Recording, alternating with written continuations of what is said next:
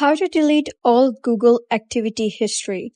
Hello guys and welcome back to the channel. In this video, I'm going to show you how you can delete all Google activity history. So let's get started. First of all, head over, open either Chrome or simply Google on your mobile device, be it Android or iOS, because the steps are the same on both of the devices. So you gotta go and click on the search bar and type in myactivity.google.com, that is over here.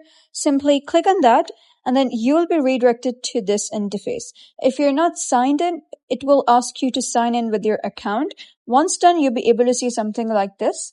So what you gotta do is click on these three horizontal lines at the top left. And after that, you'll be able to see these options. So you're gonna click on delete activity by.